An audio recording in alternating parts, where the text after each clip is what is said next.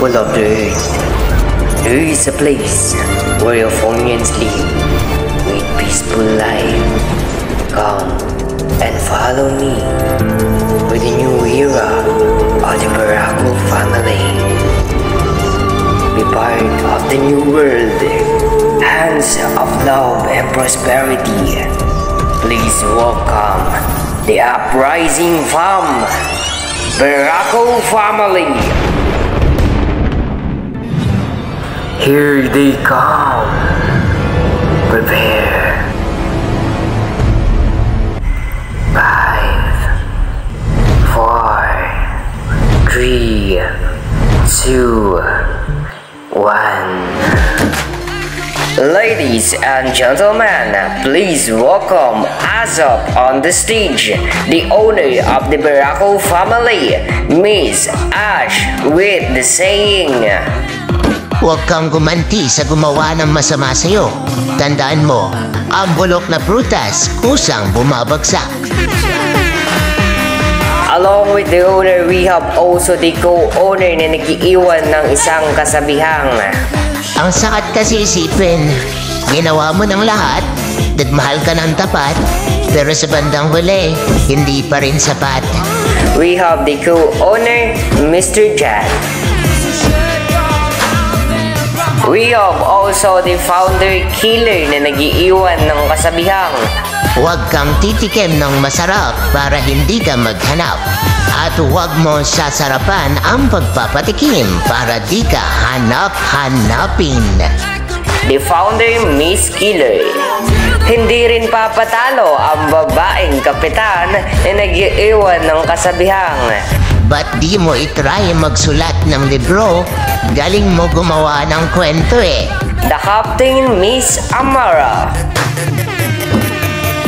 We have also the vice captain Mr. Crump na nag-iiwan ng kasabihang, Kung pangit man ako sa inyong paningin, huwag kang mag-alala, try mong manalamin. we have also the secretary na nag-iiwan ng kasabihang, Di bale na makapal ang taba, huwag lang sobrang kapal ng mukha. the secretary Boom. At syempre, hindi papahuli ang nag-iisang napakagandang bini-bini ng Barako family, the treasurer Miss Jean na nag-iiwan ng kasabihang, Minsan okay na rin yung ganitong buhay. Di man ako palaging masaya, palagi naman akong maganda. please welcome also ladies and gentlemen, the team leader ng SG ng Barako Farm, SG Sano, ang nag-iiwan ng kasabihang, Kung hindi man ako ang dahilan ng pagngiti mo, tanggalin na lang natin yung ngipin mo.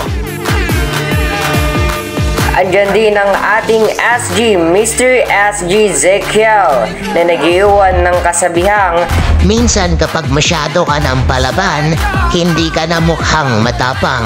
Mukha ka nang walang pinag-aralan. please welcome also Mr. SG Inuyasha na nag-iwan ng kasabihang, Ang pag-ibig ay parang utot, kahit anong gawin ay napakahirap itago. At pag ibinuga ang kinikimkim na damdamin, maaamoy ng lahat kahit hindi ka man umamin. we have also Mr. SG Ian na nag-iwan ng kanyang kasabihang, Ang relasyon ay binubuo ng respeto, tiwala at unawa. Hindi yun tuwad, pasok at bukaka. let me introduce also the members and let me start kay member Shaya na nag-iwan ng kasabihang, Kung hindi ako ang para sa kanya, kawawa naman siya. we have also member LJ na nag-iwan ng kasabihang, kapag nagmotor ka may extra kang gulong.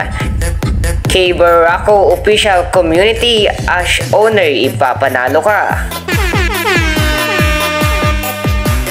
The last but not the least, ang member na nag-iiwan ng kasabihang, Kung pagtatagpuin man tayo ulit ng tadhana, iiwas na ako.